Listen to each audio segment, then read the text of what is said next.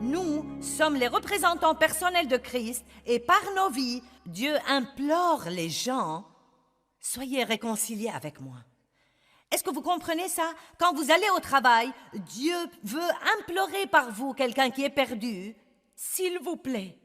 Et vous n'avez même pas besoin de prêcher un mot pour faire ça. Vous dites, eh bien Joyce, je ne suis pas bon en témoignage. Que vos vies soient le témoignage. Si vous êtes assez courageux pour dire quelque chose et vous croyez que c'est le bon moment, dites-le dans l'amour. Donnez une Bible à quelqu'un, mais que vos propres vies soient le témoignage. Quand Dave a travaillé dans l'ingénierie, tout le monde savait qu'il était différent. Il le savait. Et je ne veux pas dire différent d'une façon bizarre, mais oui, il y avait des choses qu'il n'invitait pas Dave à faire. Il déjeunait tout seul beaucoup de fois. Quand leur mariage s'effondrait, non mais vraiment, tout le monde venait à lui. Même les gens qui s'étaient moqués de lui, même les gens qui lui avaient peut-être rendu la vie impossible ou ont essayé de le persécuter. Ils venaient à Dave, ils avaient de grandes planches à dessin à l'époque parce qu'ils étaient dans le domaine de l'ingénierie. Ils traînaient autour de sa planche à dessin. « Hey Dave, comment ça va aujourd'hui? » « Eh bien, vous savez, quoi que ce soit, je ne sais pas, qu'est-ce qui se passe? Vous savez, eh bien, ma femme m'a quitté, je me demandais si tu pouvais me parler un peu. » Vous voyez, si vous tenez bon, les gens viendront à vous. Car le jour viendra où ils seront assez désespérés qu'ils auront besoin de parler à quelqu'un. J'aime ce que cette femme a partagé dans cette présentation médiatique hier soir. Elle a dit « Je suis finalement arrivée au point où Dieu m'a donné le don du désespoir. » J'aime ça. Et nous devons prier pour ça, que Dieu donne aux gens non sauvés le don du désespoir. Je crois que ce serait merveilleux de prier pour que les gens en aient marre de leur vie. Mais que vont-ils faire si partout où qu'ils regardent, il n'y a que l'obscurité? Que vont-ils faire? Oh, vous êtes comme... Oh. Combien d'entre vous reconnaissent que c'est très facile d'aller dans le monde et de commencer à accepter des compromis et plutôt... Vous savez, eh bien oui, vous savez, nous sommes croyants. Et vous savez, nous allons à l'église, nous avons un autocollant. Vous savez, nous portons notre croix et... Mais, vous savez, nous voulons nous intégrer. Vous savez, nous nous intégrons un peu, juste un peu. Eh bien, si vous vous prosternez devant moi juste cette fois, si vous acceptez juste un petit compromis, vous pouvez obtenir cette promotion au travail car vous devez gagner plus d'argent et... Vous savez déjà que si vous n'acceptez pas de compromis, si vous tenez bon, vous ne serez vraiment pas promu. Allez, je raconte une bonne histoire qui est arrivée dans ma vie et je vais vous la raconter de nouveau car elle m'aide à faire passer mon message.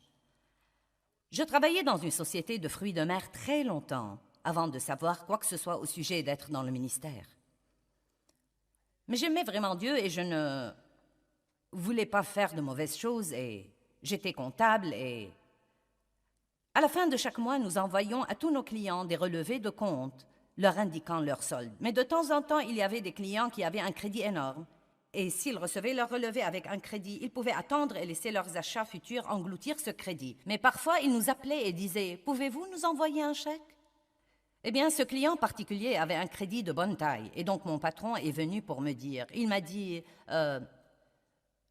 Je veux que tu débites ce montant et faire comme s'il avait fait des achats pour que, quand il reçoit le relevé, nous ne lui devions pas d'argent. » Eh bien, j'avais peur toute la journée et je me disais, je ne peux pas faire ça, je sais que je ne peux pas faire ça, devrais-je le faire? Il était mon patron et je devais faire ce qu'il me disait de faire, je ne pouvais pas perdre mon travail.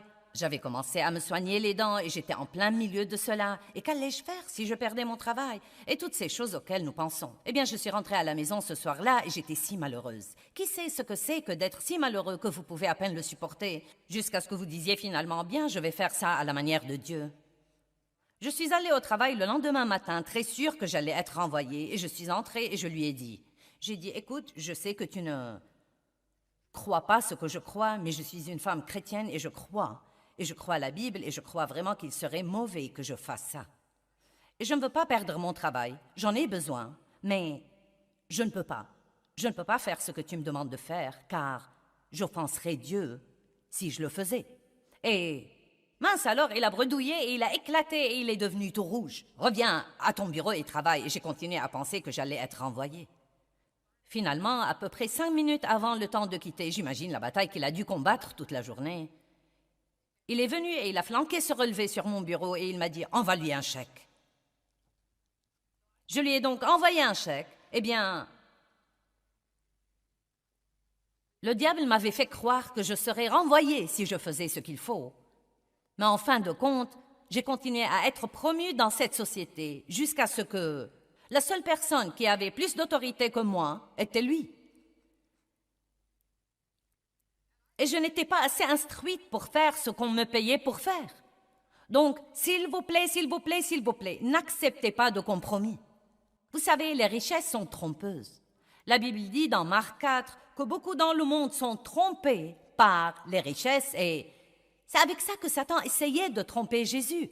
Je peux te donner le monde, je peux te donner ceci et cela, je peux te donner une promotion, je peux soulager ta souffrance, tu pourras faire partie du groupe. Et tout ce que tu dois faire, c'est de te prosterner devant moi juste une fois.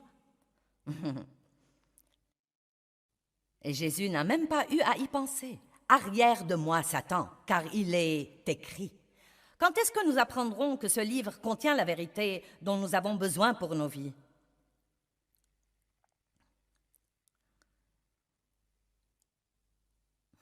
Vous voyez, cela touche à la vie des gens. Je peux écouter vos pensées. Non, mais pas vraiment, mais j'ai une petite idée. Je ne veux pas que vous soyez trop effrayés, mais j'ai ce petit sentiment, comme si je pouvais entendre vos questions. Eh bien, qu'est-ce que cela veut dire? Eh bien, que faudra-t-il changer? Oh, mon Dieu, si je dois vivre d'après ça, je dois peut-être quitter mon travail. Non, mais... Oh, qu'est-ce qui va arriver? Non, mais si je vis comme ça, je risque de perdre tous mes amis, je serai rejeté, je ne ferai plus partie du groupe. Je dois revenir au malheur, je les ai laissés.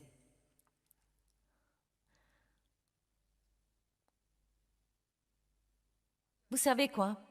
Je crois que Dieu peut tout supporter à part l'hypocrisie. Et je vais dire une chose pour les jeunes aujourd'hui. Et à propos, les jeunes aujourd'hui sont peu impressionnés par les chrétiens. Car avant toute autre chose que vous voulez leur dire, ils veulent quelque chose de vrai.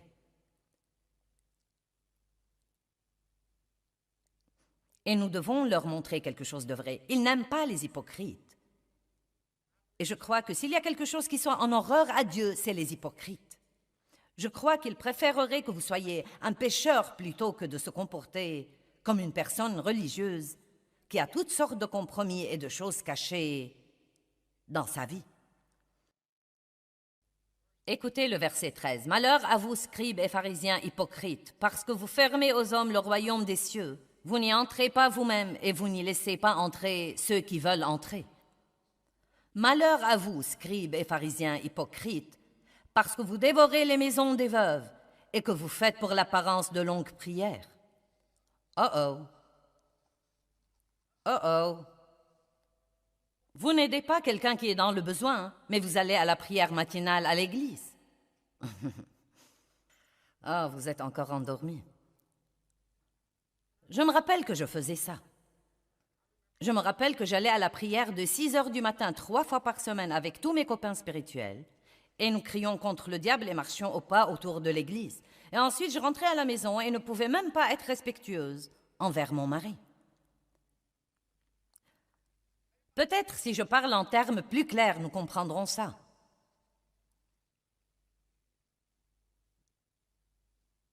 J'avais une bouche qui n'abandonnait pas. Non, mais j'allais prier avec les gens et ensuite je potinais sur eux. C'est ce qu'est un hypocrite. C'est ce qu'est un poseur. C'est un scribe et un pharisien. Ils savent quoi faire et ils sont disposés à dire à tous les autres que faire, mais ils ne le font que quand les gens les regardent. Peu m'importe comment les gens se comportent dans l'église, cela m'est complètement égal. L'important, c'est leur comportement à la maison derrière les portes fermées.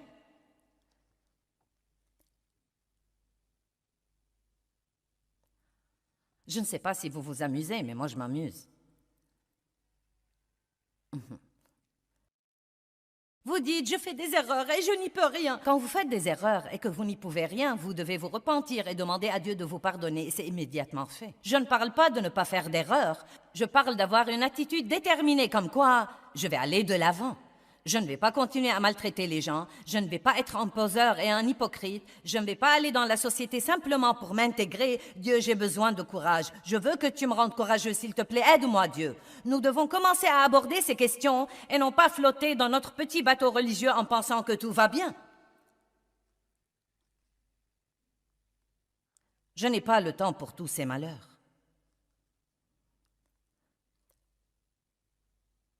Regardons 2 Timothée 3, 1 à 5. Je crois que plus que jamais dans l'histoire, et je sais que tout le monde a probablement dit ça, tous les prédicateurs qui ont jamais prêché ont probablement dit ce que je vous dis. Mais plus que tout autre moment dans l'histoire, il est vital que nous prenions position et que nous nous comportions comme si nous croyions ce que nous disons que nous croyons. Qui croit que Jésus reviendra bientôt? Bien, maintenant regardez-moi. Ne vous fâchez pas quand je vous dis ça, mais non, vous ne le croyez pas.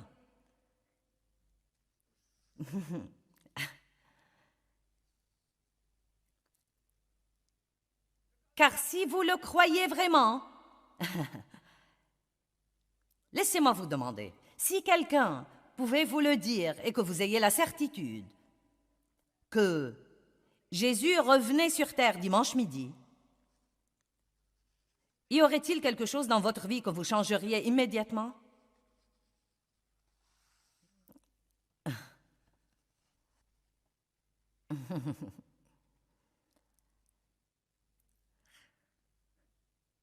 Cela m'embarrasse à moi aussi.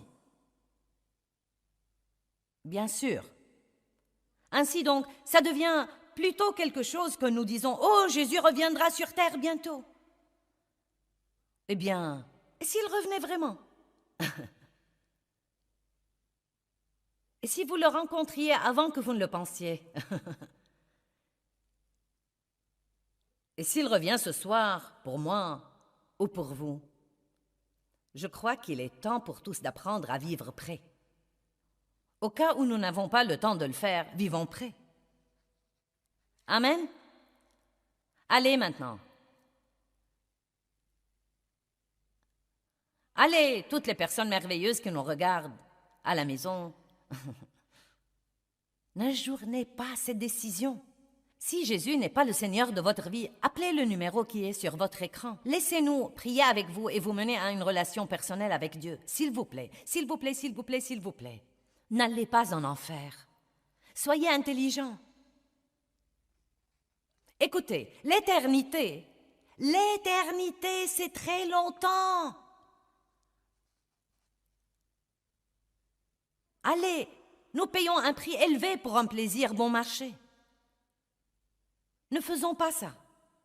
2 Timothée 3, 1 à 5. Mais sache que dans les derniers jours, il viendra et surviendra des temps difficiles, de grands stress et de problèmes difficiles à résoudre et à supporter. Car les hommes seront égoïstes et tout à fait égocentriques, aimant l'argent et menés par un désir à vie démesuré pour les richesses, hautains et arrogants et vantards et méprisants. Ils seront impolis, blasphémateurs, moqueurs, désobéissants à leurs parents, ingrats, impies et profanes. Je crois que nous en sommes là. Ils seront sans affection humaine naturelle, insensibles et inhumains, implacables, n'admettant aucune trêve ou conciliation, et seront calomniateurs, faux accusateurs, fauteurs de troubles, intempérants, aimants les voluptés, outrageux et cruels, ennemis du bien. Ils seront traîtres, perfides, emportés, et ils seront enflés d'orgueil, aimant les plaisirs sensuels et les distractions vaines plus que et plutôt que Dieu. Et regardons le verset 5, car j'ai écrit à côté du verset 5, « Waouh !» Car bien qu'ils aient une forme de la vraie religion, ils renient et rejettent et sont étrangers à sa puissance. Leur conduite contredit l'authenticité de leur profession. Évite de tels gens. Détourne-toi d'eux. Savez-vous que vous serez dans une meilleure position si vous traînez avec un pécheur qui sait qu'il est pécheur et qui est sincère là-dessus, plutôt qu'avec une personne religieuse légaliste, dingue, guindé, qui feint et prétend d'être une chose devant vous et qui est quelque chose d'autre derrière les portes fermées.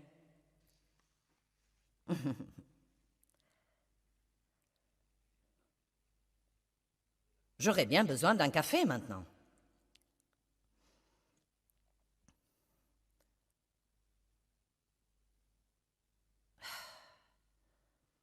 « 2 Timothée 3, 10 à 14.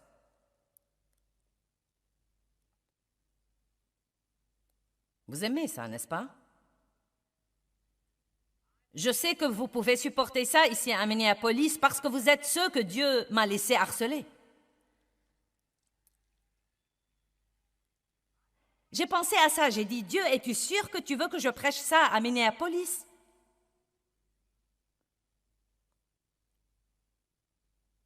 Bon, c'est si bon là, comprenons ça.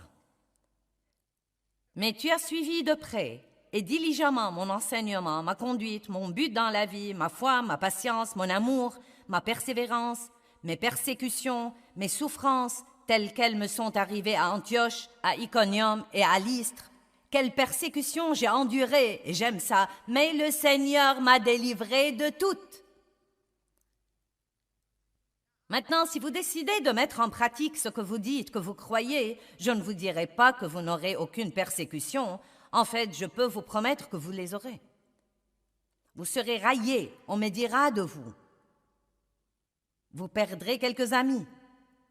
Vous serez peut-être délaissés au travail pour les promotions, mais la vraie promotion vient de Dieu et non pas des hommes.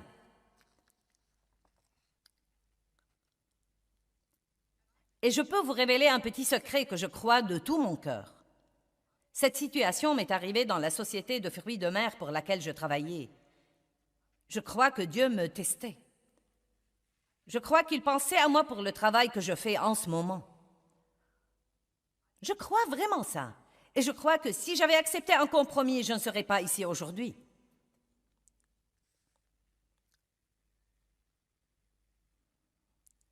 Je ne vous dis pas que Dieu ne nous donne pas une deuxième et une troisième chance. Peut-être qu'il m'aurait donné un autre essai, mais je repense au passé et je vois plusieurs choses au fil des ans que Dieu m'a demandé de faire ou des choses qu'il m'a dit de ne pas faire.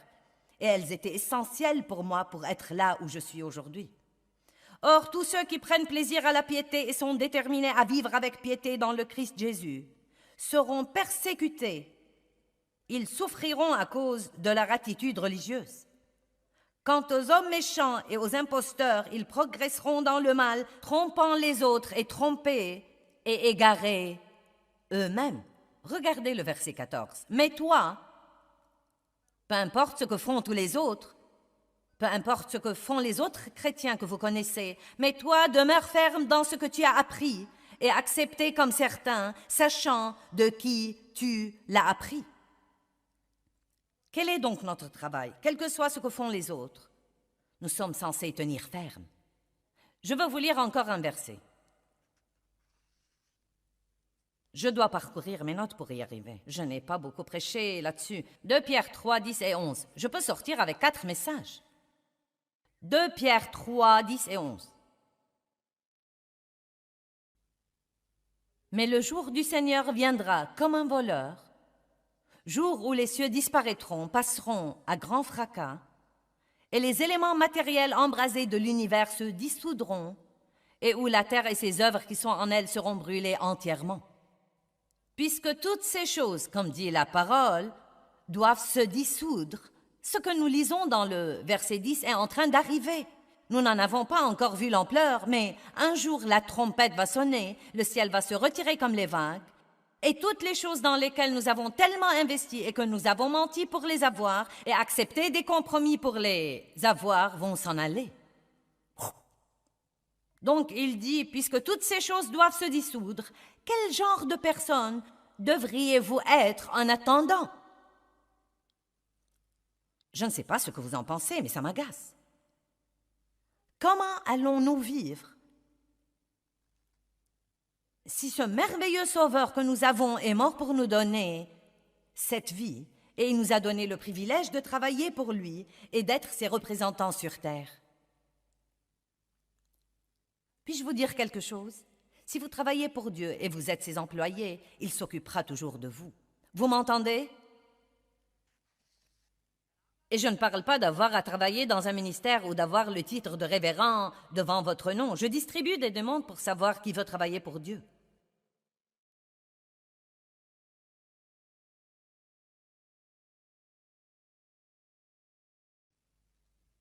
J'aimerais que chaque jour, quand nous nous levons, nous nous disions « Aujourd'hui, je vais travailler pour Dieu et le représenter. Je vais pécher aujourd'hui la bonté de Dieu. Et je vais attraper les poissons avec un comportement pieux. » Allez, la Bible dit dans Colossiens, revêtez-vous du comportement qui fait honneur à Dieu. Revêtez-vous de la bonté et de l'humilité. Et par-dessus tout ce que vous revêtez, revêtez-vous de l'amour. Dans Éphésiens, il parle de notre comportement. Il parle de notre comportement un peu partout. Puis-je vous dire quelle tragédie ce serait si les magasins et les compagnies par ici ne disaient pas du bien de toutes les personnes qui sont venues à cette conférence? Mais vous savez quoi? Nous devons nous lever et dire aux gens dans notre conférence, et nous faisons ça surtout dans la conférence des femmes à St. Louis. Cette année, probablement 25 000, 30 000 femmes viendront au centre de St. Louis. Et mince alors, il ne restera pas un seul vêtement ou un seul beignet qui ne soit pas mangé. Et malheureusement, il y a eu des fois où les gens dans les restaurants ont dit « Ces chrétiens sont les gens les plus impolis, les plus grossiers, les plus ridicules qui soient. » Donc maintenant, nous nous levons et nous disons aux gens « Si vous allez venir à cette conférence, n'allez pas dans la ville pour vous faire passer pour des idiots. Allez là et représentez Dieu comme il faut. Traitez les gens comme vous voulez être traités. Soyez patients, soyez gentils, ne bousculez pas, ne poussez pas. Donnez de bons pourboires, dites merci. Si votre repas n'est pas comme vous le voulez, dites qu'il n'y a pas de problème, je comprends. Nous devons prendre l'attitude. Vous savez quoi? Je ne suis pas si important que tout doit être fait selon ma volonté.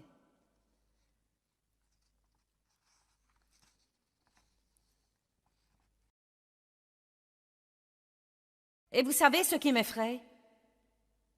Non, mais m'effraie vraiment. Ces gens pourraient venir s'asseoir tout le week-end dans une conférence comme ça et être ensuite méchants avec quelqu'un, même à la table des ressources. Et cela arrive tout le temps. Tout le temps. Pousser et bousculer. J'ai eu 2 dames qui se sont bagarrées une fois. Elles essayaient de s'asseoir dans la même place au premier rang.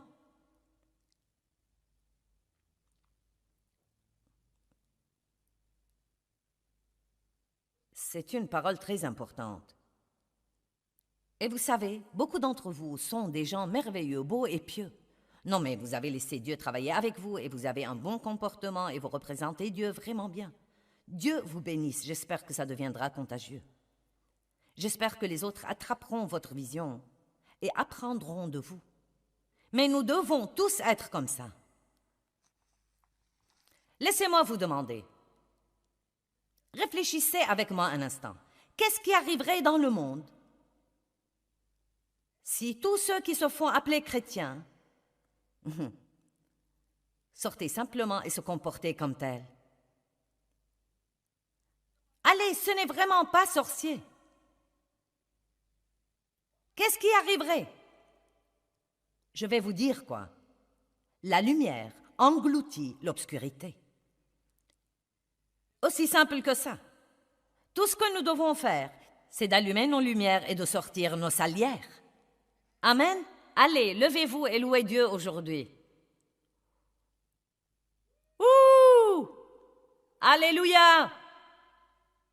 Allez, vous feriez aussi bien d'être heureux. Vous avez eu plus ce soir, vous aurez plus demain. Oh, gloire!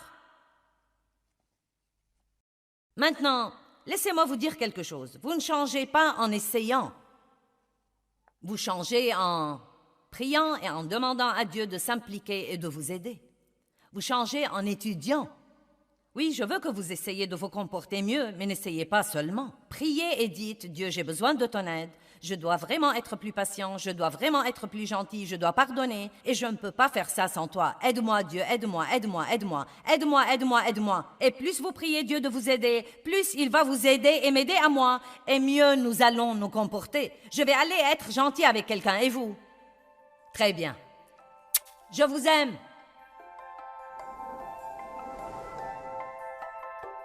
J'ai mentionné ceci dans cet enseignement, mais pensez-y encore une fois. Qu'arriverait-il dans le monde où nous vivons si tous ceux qui prétendent être chrétiens allaient en fait dans le monde et se comporter comme tels? Nous devons nous garder d'accepter les compromis. C'est facile d'accepter un compromis, mais c'est très coûteux. Nous ne devons pas faire ça. C'est très important que nous apprenions à être pieux dans un monde impie.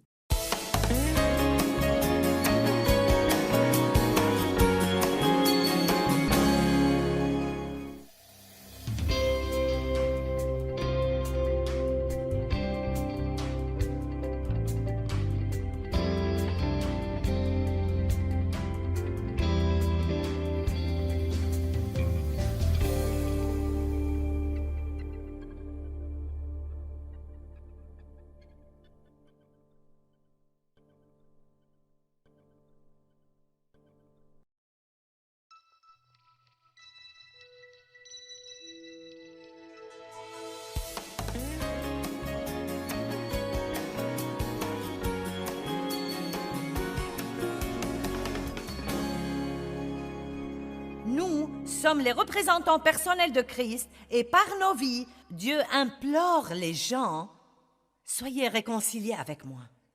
Est-ce que vous comprenez ça? Quand vous allez au travail, Dieu veut implorer par vous quelqu'un qui est perdu, s'il vous plaît. Et vous n'avez même pas besoin de prêcher un mot pour faire ça. Vous dites, eh bien Joyce, je ne suis pas bon en témoignage. Que vos vies soient le témoignage.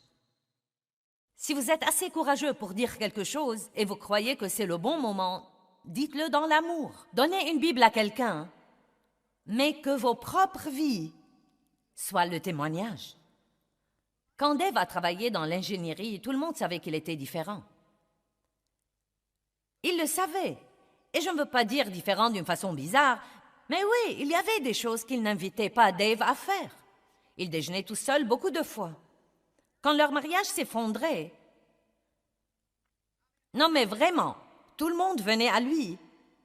Même les gens qui s'étaient moqués de lui, même les gens qui lui avaient peut-être rendu la vie impossible ou ont essayé de le persécuter.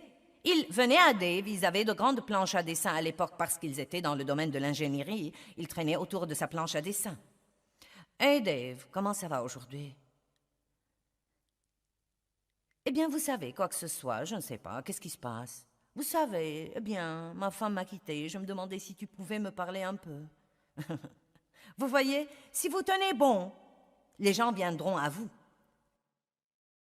Car le jour viendra où ils seront assez désespérés qu'ils auront besoin de parler à quelqu'un. J'aime ce que cette femme a partagé dans cette présentation médiatique hier soir. Elle a dit « Je suis finalement arrivée au point où Dieu m'a donné le don du désespoir. » J'aime ça. Et nous devons prier pour ça, que Dieu donne aux gens non sauvés le don du désespoir. Je crois que ce serait merveilleux de prier pour que les gens en aient marre de leur vie. Mais que vont-ils faire si partout où qu'ils regardent, il n'y a que l'obscurité? Que vont-ils faire? Oh, vous êtes comme... Oh. Combien d'entre vous reconnaissent que c'est très facile d'aller dans le monde et de commencer à accepter des compromis et plutôt, vous savez, eh bien oui, vous savez, nous sommes croyants et vous savez, nous allons à l'église, nous avons un autocollant, vous savez, nous portons notre croix et... Mais, vous savez, nous voulons nous intégrer. Vous savez, nous nous intégrons un peu, juste un peu.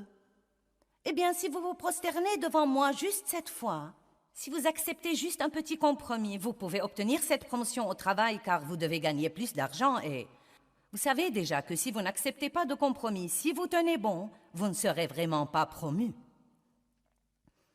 Allez, je raconte une bonne histoire qui est arrivée dans ma vie et je vais vous la raconter de nouveau car elle m'aide à faire passer mon message. Je travaillais dans une société de fruits de mer très longtemps avant de savoir quoi que ce soit au sujet d'être dans le ministère. Mais j'aimais vraiment Dieu et je ne voulais pas faire de mauvaises choses et j'étais comptable et à la fin de chaque mois, nous envoyions à tous nos clients des relevés de compte leur indiquant leur solde. Mais de temps en temps, il y avait des clients qui avaient un crédit énorme. Et s'ils recevaient leur relevé avec un crédit, ils pouvaient attendre et laisser leurs achats futurs engloutir ce crédit. Mais parfois, ils nous appelaient et disaient « Pouvez-vous nous envoyer un chèque ?» Eh bien, ce client particulier avait un crédit de bonne taille. Et donc, mon patron est venu pour me dire. Il m'a dit je veux que tu débites ce montant et faire comme s'il avait fait des achats pour que, quand il reçoit le relevé, nous ne lui devions pas d'argent. Eh bien, j'avais peur toute la journée et je me disais, je ne peux pas faire ça, je sais que je ne peux pas faire ça, devrais-je le faire? Il était mon patron et je devais faire ce qu'il me disait de faire, je ne pouvais pas perdre mon travail.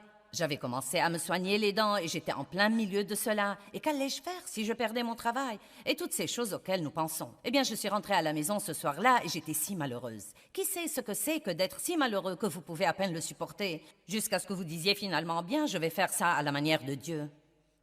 Je suis allée au travail le lendemain matin, très sûre que j'allais être renvoyée. Et je suis entrée et je lui ai dit, écoute, je sais que tu ne crois pas ce que je crois, mais je suis une femme chrétienne et je crois. Et je crois à la Bible et je crois vraiment qu'il serait mauvais que je fasse ça. Et je ne veux pas perdre mon travail, j'en ai besoin, mais je ne peux pas. Je ne peux pas faire ce que tu me demandes de faire, car j'offenserais Dieu si je le faisais. Et mince alors, il a bredouillé et il a éclaté et il est devenu tout rouge. Reviens à ton bureau et travaille. Et j'ai continué à penser que j'allais être renvoyée. Finalement, à peu près 5 minutes avant le temps de quitter, j'imagine la bataille qu'il a dû combattre toute la journée, il est venu et il a flanqué ce relevé sur mon bureau et il m'a dit « Envoie-lui un chèque ». Je lui ai donc envoyé un chèque. Eh bien, le diable m'avait fait croire que je serais renvoyée si je faisais ce qu'il faut. Mais en fin de compte, j'ai continué à être promue dans cette société jusqu'à ce que la seule personne qui avait plus d'autorité que moi était lui. Et je n'étais pas assez instruite pour faire ce qu'on me payait pour faire. Donc, s'il vous plaît, s'il vous plaît, s'il vous plaît, n'acceptez pas de compromis. Vous savez, les richesses sont trompeuses. La Bible dit dans Marc 4 que beaucoup dans le monde sont trompés par les richesses et c'est avec ça que Satan essayait de tromper Jésus. Je peux te donner le monde, je peux te donner ceci et cela, je peux te donner une promotion, je peux soulager ta souffrance, tu pourras faire partie du groupe. Et tout ce que tu dois faire, c'est de te prosterner devant moi juste une fois. Et Jésus n'a même pas eu à y penser. Arrière de moi, Satan, car il est écrit. Quand est-ce que nous apprendrons que ce livre contient la vérité dont nous avons besoin pour nos vies?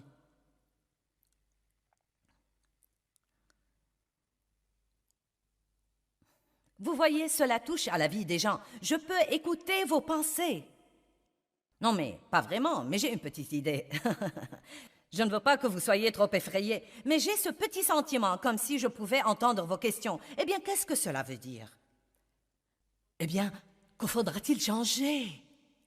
Oh, mon Dieu, si je dois vivre d'après ça, je dois peut-être quitter mon travail. Non, mais... Oh, qu'est-ce qui va arriver? Non, mais si je vis comme ça, je risque de perdre tous mes amis, je serai rejetée, je ne ferai plus partie du groupe. Je dois revenir au malheur, je les ai laissés.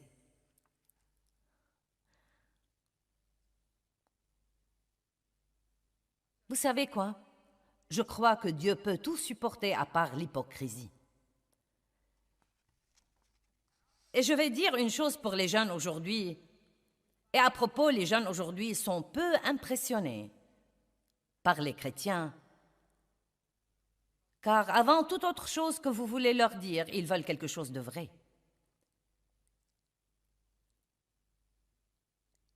Et nous devons leur montrer quelque chose de vrai. Ils n'aiment pas les hypocrites. Et je crois que s'il y a quelque chose qui soit en horreur à Dieu, c'est les hypocrites. Je crois qu'il préférerait que vous soyez un pécheur plutôt que de se comporter comme une personne religieuse qui a toutes sortes de compromis et de choses cachées dans sa vie. Écoutez le verset 13. Malheur à vous, scribes et pharisiens hypocrites, parce que vous fermez aux hommes le royaume des cieux. Vous n'y entrez pas vous-même et vous n'y laissez pas entrer ceux qui veulent entrer. Malheur à vous, scribes et pharisiens hypocrites, parce que vous dévorez les maisons des veuves et que vous faites pour l'apparence de longues prières. Oh oh. Oh oh. Vous n'aidez pas quelqu'un qui est dans le besoin, mais vous allez à la prière matinale à l'église. Ah, vous êtes encore endormi. Je me rappelle que je faisais ça. Je me rappelle que j'allais à la prière de 6 heures du matin 3 fois par semaine avec tous mes copains spirituels et nous crions contre le diable et marchions au pas autour de l'église. Et ensuite, je rentrais à la maison et ne pouvais même pas être respectueuse envers mon mari. Peut-être si je parle en termes plus clairs, nous comprendrons ça.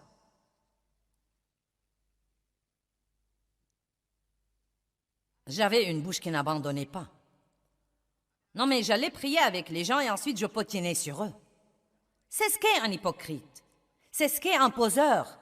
C'est un scribe et un pharisien. Ils savent quoi faire et ils sont disposés à dire à tous les autres que faire, mais ils ne le font que quand les gens les regardent. Peu m'importe comment les gens se comportent dans l'église, cela m'est complètement égal. L'important, c'est leur comportement à la maison derrière les portes fermées.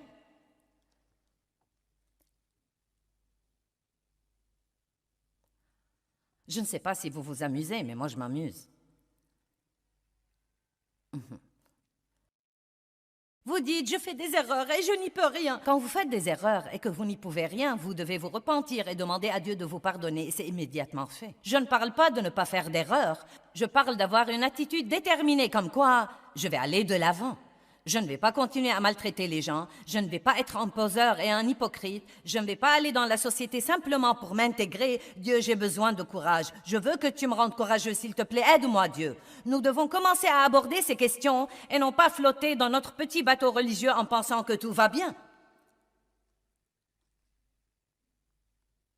Je n'ai pas le temps pour tous ces malheurs.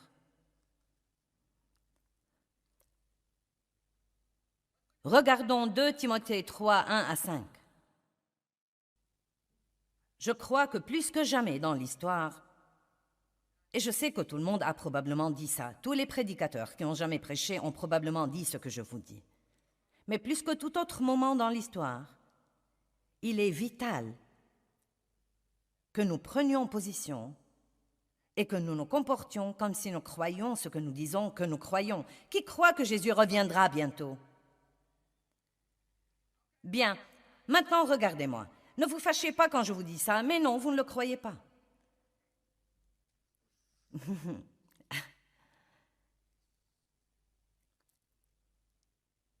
Car si vous le croyez vraiment, laissez-moi vous demander, si quelqu'un pouvait vous le dire et que vous ayez la certitude que Jésus revenait sur terre dimanche midi, y aurait-il quelque chose dans votre vie que vous changeriez immédiatement?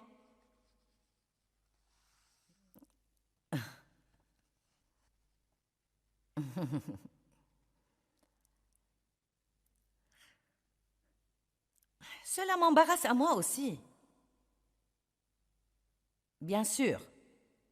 Ainsi donc, ça devient plutôt quelque chose que nous disons « Oh, Jésus reviendra sur terre bientôt ». Eh bien, et s'il revenait vraiment? Et si vous le rencontriez avant que vous ne le pensiez? Et s'il revient ce soir, pour moi ou pour vous? Je crois qu'il est temps pour tous d'apprendre à vivre prêts. Au cas où nous n'avons pas le temps de le faire, vivons prêts. Amen? Allez maintenant. Allez, toutes les personnes merveilleuses qui nous regardent à la maison. N'ajournez pas cette décision. Si Jésus n'est pas le Seigneur de votre vie, appelez le numéro qui est sur votre écran. Laissez-nous prier avec vous et vous mener à une relation personnelle avec Dieu. S'il vous plaît, s'il vous plaît, s'il vous plaît, s'il vous plaît. N'allez pas en enfer. Soyez intelligents. Écoutez, l'éternité L'éternité, c'est très longtemps. Allez, nous payons un prix élevé pour un plaisir bon marché. Ne faisons pas ça. 2 Timothée 3, 1 à 5. Mais sache que dans les derniers jours, il viendra et surviendra des temps difficiles, de grands stress et de problèmes difficiles à résoudre et à supporter. Car les hommes seront égoïstes et tout à fait égocentriques, aimant l'argent et menés par un désir avide démesuré pour les richesses, hautains et arrogants et vantards et méprisants. Ils seront impolis, blasphémateurs, moqueurs, désobéissants à leurs parents, ingrats, impies et profanes. Je crois que nous en sommes là. Ils seront sans affection humaine naturelle, insensibles et inhumains, implacables, n'admettant aucune trêve ou conciliation, et seront calomniateurs, faux accusateurs, fauteurs de troubles, intempérants, aimants les voluptés, outrageux et cruels, ennemis du bien. Ils seront traîtres, perfides, emportés, et ils seront enflés d'orgueil, aimant les plaisirs sensuels et les distractions vaines plus que et plutôt que Dieu. Et regardons le verset 5, car j'ai écrit à côté du verset 5, « Waouh !» Car bien qu'ils aient une forme de la vraie religion, ils renient et rejettent et sont étrangers à sa puissance. Leur conduite contredit l'authenticité de leur profession. Évite de tels gens. Détourne-toi d'eux. Savez-vous que vous serez dans une meilleure position si vous traînez avec un pécheur qui sait qu'il est pécheur et qui est sincère là-dessus, plutôt qu'avec une personne religieuse, légaliste, dingue, gandée, qui feint et prétend d'être une chose devant vous et qui est quelque chose d'autre derrière les portes fermées.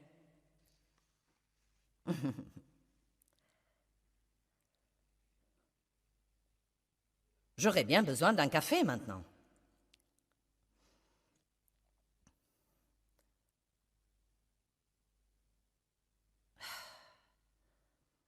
« 2 Timothée 3, 10 à 14.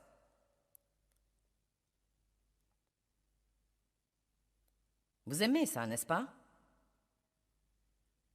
Je sais que vous pouvez supporter ça ici à Minneapolis parce que vous êtes ceux que Dieu m'a laissé harceler. J'ai pensé à ça, j'ai dit, Dieu, es-tu sûr que tu veux que je prêche ça à Minneapolis?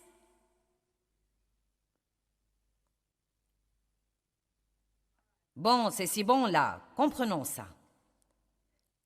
Mais tu as suivi de près et diligemment mon enseignement, ma conduite, mon but dans la vie, ma foi, ma patience, mon amour, ma persévérance, mes persécutions, mes souffrances, telles qu'elles me sont arrivées à Antioche, à Iconium et à Lystre. Quelle persécution j'ai endurée, et j'aime ça, mais le Seigneur m'a délivré de toutes. Maintenant, si vous décidez de mettre en pratique ce que vous dites, que vous croyez, je ne vous dirai pas que vous n'aurez aucune persécution. En fait, je peux vous promettre que vous les aurez. Vous serez raillés, on me dira de vous. Vous perdrez quelques amis. Vous serez peut-être délaissés au travail pour les promotions, mais la vraie promotion vient de Dieu et non pas des hommes.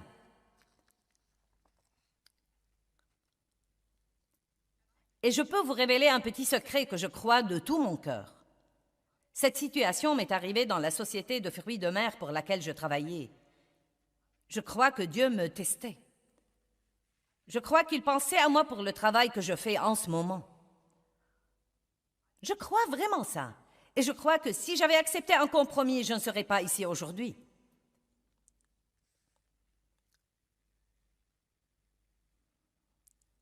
Je ne vous dis pas que Dieu ne nous donne pas une deuxième et une troisième chance. Peut-être qu'il m'aurait donné un autre essai, mais je repense au passé et je vois plusieurs choses au fil des ans que Dieu m'a demandé de faire ou des choses qu'il m'a dit de ne pas faire. Et elles étaient essentielles pour moi pour être là où je suis aujourd'hui. Or, tous ceux qui prennent plaisir à la piété et sont déterminés à vivre avec piété dans le Christ Jésus seront persécutés. Ils souffriront à cause de leur attitude religieuse. Quant aux hommes méchants et aux imposteurs, ils progresseront dans le mal, trompant les autres et trompés et égarés eux-mêmes. Regardez le verset 14. Mais toi, peu importe ce que font tous les autres, Peu importe ce que font les autres chrétiens que vous connaissez, mais toi, demeure ferme dans ce que tu as appris et accepté comme certain, sachant de qui tu l'as appris. Quel est donc notre travail, quel que soit ce que font les autres? Nous sommes censés tenir ferme. Je veux vous lire encore un verset. Je dois parcourir mes notes pour y arriver. Je n'ai pas beaucoup prêché là-dessus. 2 Pierre 3, 10 et 11. Je peux sortir avec 4 messages. 2 Pierre 3, 10 et 11. Mais le jour du Seigneur viendra comme un voleur, jour où les cieux disparaîtront, passeront à grand fracas, et les éléments matériels embrasés de l'univers se dissoudront, et où la terre et ses œuvres qui sont en elle seront brûlées entièrement. Puisque toutes ces choses, comme dit la parole, doivent se dissoudre, ce que nous lisons dans le verset 10 est en train d'arriver. Nous n'en avons pas encore vu l'ampleur, mais un jour la trompette va sonner, le ciel va se retirer comme les vagues, et toutes les choses dans lesquelles nous avons tellement investi et que nous avons menti pour les avoir et accepté des compromis pour les avoir vont s'en aller. Donc il dit, puisque toutes ces choses doivent se dissoudre, quel genre de personne devriez-vous être en attendant? Je ne sais pas ce que vous en pensez, mais ça m'agace. Comment allons-nous vivre si ce merveilleux Sauveur que nous avons est mort pour nous donner cette vie et il nous a donné le privilège de travailler pour lui et d'être ses représentants sur terre? Puis-je vous dire quelque chose? Si vous travaillez pour Dieu et vous êtes ses employés, il s'occupera toujours de vous. Vous m'entendez? Et je ne parle pas d'avoir à travailler dans un ministère ou d'avoir le titre de révérend devant votre nom. Je distribue des demandes pour savoir qui veut travailler pour Dieu.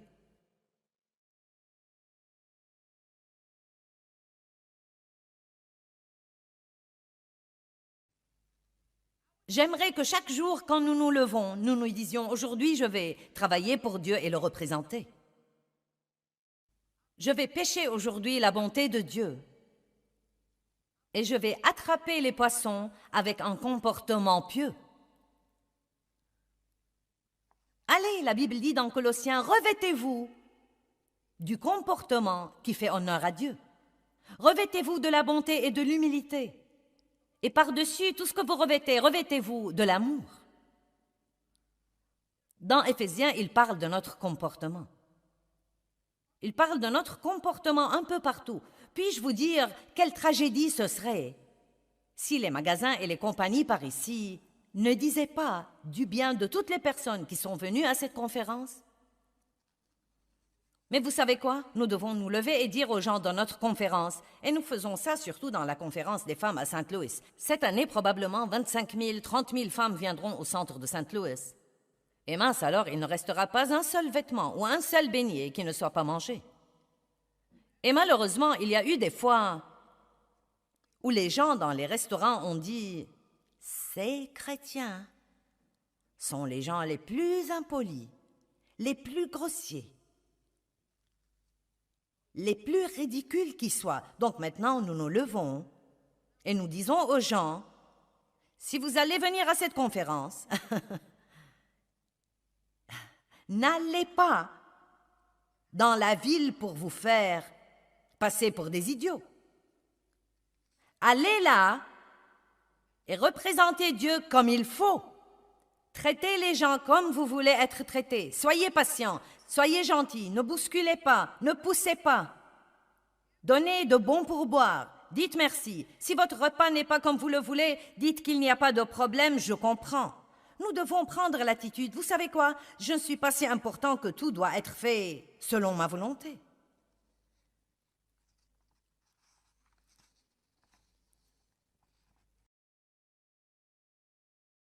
Et vous savez ce qui m'effraie? Non mais m'effraie vraiment. Ces gens pourraient venir s'asseoir tout le week-end dans une conférence comme ça et être ensuite méchants avec quelqu'un, même à la table des ressources. Et cela arrive tout le temps. Tout le temps. Pousser et bousculer. J'ai eu 2 dames qui se sont bagarrées une fois. Elles essayaient de s'asseoir dans la même place au premier rang.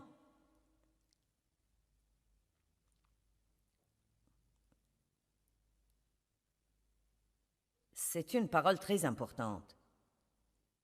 Et vous savez, beaucoup d'entre vous sont des gens merveilleux, beaux et pieux. Non, mais vous avez laissé Dieu travailler avec vous et vous avez un bon comportement et vous représentez Dieu vraiment bien. Dieu vous bénisse, j'espère que ça deviendra contagieux. J'espère que les autres attraperont votre vision et apprendront de vous. Mais nous devons tous être comme ça. Laissez-moi vous demander. Réfléchissez avec moi un instant. Qu'est-ce qui arriverait dans le monde si tous ceux qui se font appeler chrétiens sortaient simplement et se comportaient comme tels? Allez, ce n'est vraiment pas sorcier. Qu'est-ce qui arriverait? Je vais vous dire quoi. La lumière engloutit l'obscurité. Aussi simple que ça. Tout ce que nous devons faire, c'est d'allumer nos lumières et de sortir nos salières. Amen. Allez, levez-vous et louez Dieu aujourd'hui. Ouh! Alléluia! Allez, vous feriez aussi bien d'être heureux. Vous avez eu plus ce soir, vous aurez plus demain. Oh, gloire! Maintenant, laissez-moi vous dire quelque chose. Vous ne changez pas en essayant. Vous changez en priant et en demandant à Dieu de s'impliquer et de vous aider. Vous changez en étudiant. Oui, je veux que vous essayiez de vous comporter mieux, mais n'essayez pas seulement. Priez et dites, Dieu, j'ai besoin de ton aide.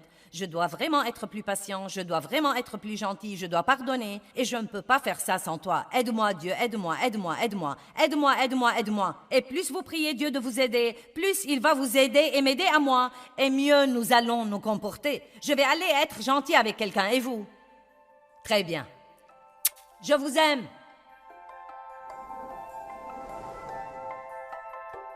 J'ai mentionné ceci dans cet enseignement, mais pensez-y encore une fois. Qu'arriverait-il dans le monde où nous vivons si tous ceux qui prétendent être chrétiens allaient en fait dans le monde et se comporter comme tels?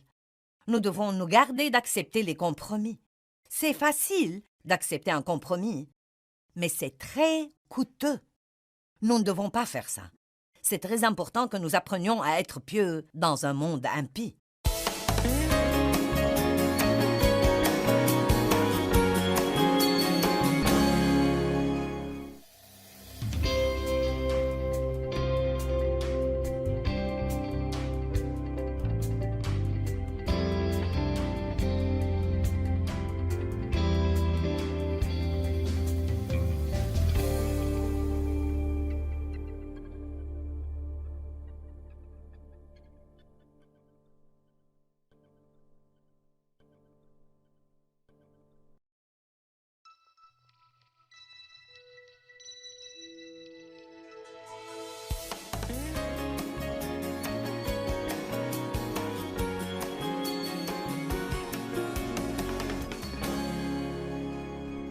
Nous sommes les représentants personnels de Christ et par nos vies, Dieu implore les gens, soyez réconciliés avec moi. Est-ce que vous comprenez ça? Quand vous allez au travail, Dieu veut implorer par vous quelqu'un qui est perdu, s'il vous plaît. Et vous n'avez même pas besoin de prêcher un mot pour faire ça. Vous dites, eh bien Joyce, je ne suis pas bon en témoignage. Que vos vies soient le témoignage. Si vous êtes assez courageux pour dire quelque chose et vous croyez que c'est le bon moment, dites-le dans l'amour. Donnez une Bible à quelqu'un, mais que vos propres vies soient le témoignage. Quand Dave a travaillé dans l'ingénierie, tout le monde savait qu'il était différent. Il le savait. Et je ne veux pas dire différent d'une façon bizarre, mais oui, il y avait des choses qu'il n'invitait pas Dave à faire. Il déjeunait tout seul beaucoup de fois. Quand leur mariage s'effondrait, non mais vraiment, tout le monde venait à lui. Même les gens qui s'étaient moqués de lui, même les gens qui lui avaient peut-être rendu la vie impossible ou ont essayé de le persécuter. Ils venaient à Dave, ils avaient de grandes planches à dessin à l'époque parce qu'ils étaient dans le domaine de l'ingénierie. Ils traînaient autour de sa planche à dessin. « Hey Dave, comment ça va aujourd'hui? Eh bien, vous savez, quoi que ce soit, je ne sais pas, qu'est-ce qui se passe? Vous savez, eh bien, ma femme m'a quittée, je me demandais si tu pouvais me parler un peu. Vous voyez, si vous tenez bon, les gens viendront à vous. Car le jour viendra où ils seront assez désespérés qu'ils auront besoin de parler à quelqu'un. J'aime ce que cette femme a partagé dans cette présentation médiatique hier soir. Elle a dit « Je suis finalement arrivée au point où Dieu m'a donné le don du désespoir. » J'aime ça. Et nous devons prier pour ça, que Dieu donne aux gens non sauvés le don du désespoir. Je crois que ce serait merveilleux de prier pour que les gens en aient marre de leur vie. Mais que vont-ils faire si partout où qu'ils regardent, il n'y a que l'obscurité? Que vont-ils faire? Oh, vous êtes comme... Oh. Combien d'entre vous reconnaissent que c'est très facile d'aller dans le monde et de commencer à accepter des compromis et plutôt... Vous savez, eh bien oui, vous savez, nous sommes croyants. Et vous savez, nous allons à l'église, nous avons un autocollant. Vous savez, nous portons notre croix et... Mais... Vous savez, nous voulons nous intégrer. Vous savez, nous nous intégrons un peu, juste un peu. Eh bien, si vous vous prosternez devant moi juste cette fois, si vous acceptez juste un petit compromis, vous pouvez obtenir cette promotion au travail car vous devez gagner plus d'argent et... Vous savez déjà que si vous n'acceptez pas de compromis, si vous tenez bon, vous ne serez vraiment pas promu. Allez, je raconte une bonne histoire qui est arrivée dans ma vie et je vais vous la raconter de nouveau car elle m'aide à faire passer mon message. Je travaillais dans une société de fruits de mer très longtemps avant de savoir quoi que ce soit au sujet d'être dans le ministère. Mais j'aimais vraiment Dieu et je ne voulais pas faire de mauvaises choses et j'étais comptable et... À la fin de chaque mois, nous envoyions à tous nos clients des relevés de compte leur indiquant leur solde. Mais de temps en temps, il y avait des clients qui avaient un crédit énorme. Et s'ils recevaient leur relevé avec un crédit, ils pouvaient attendre et laisser leurs achats futurs engloutir ce crédit. Mais parfois, ils nous appelaient et disaient « Pouvez-vous nous envoyer un chèque ?»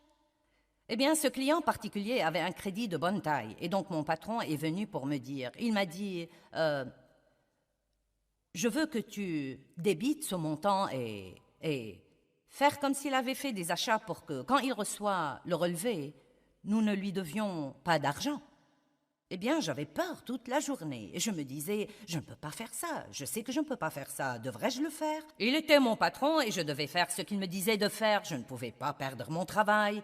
J'avais commencé à me soigner les dents et j'étais en plein milieu de cela. Et qu'allais-je faire si je perdais mon travail? Et toutes ces choses auxquelles nous pensons. Eh bien, je suis rentrée à la maison ce soir-là et j'étais si malheureuse. Qui sait ce que c'est que d'être si malheureux que vous pouvez à peine le supporter, jusqu'à ce que vous disiez finalement, bien, je vais faire ça à la manière de Dieu.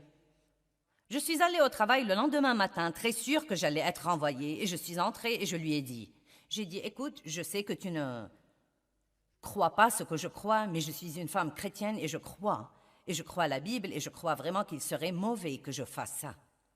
Et je ne veux pas perdre mon travail, j'en ai besoin, mais je ne peux pas. Je ne peux pas faire ce que tu me demandes de faire, car j'offenserais Dieu si je le faisais. Et mince alors, il a bredouillé et il a éclaté et il est devenu tout rouge. Reviens à ton bureau et travaille. Et j'ai continué à penser que j'allais être renvoyée. Finalement, à peu près 5 minutes avant le temps de quitter, j'imagine la bataille qu'il a dû combattre toute la journée, il est venu et il a flanqué ce relevé sur mon bureau et il m'a dit « Envoie-lui un chèque ». Je lui ai donc envoyé un chèque. Eh bien, le diable m'avait fait croire que je serais renvoyée si je faisais ce qu'il faut. Mais en fin de compte, j'ai continué à être promue dans cette société jusqu'à ce que la seule personne qui avait plus d'autorité que moi était lui.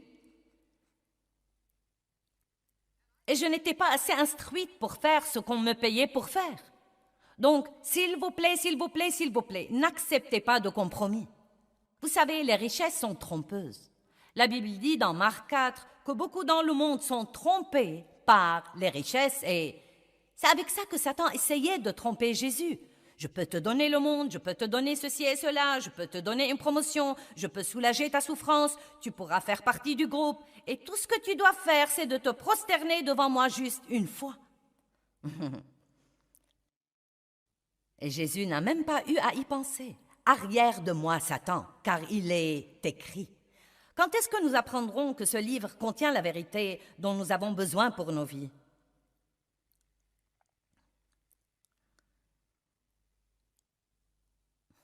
Vous voyez, cela touche à la vie des gens. Je peux écouter vos pensées. Non, mais pas vraiment.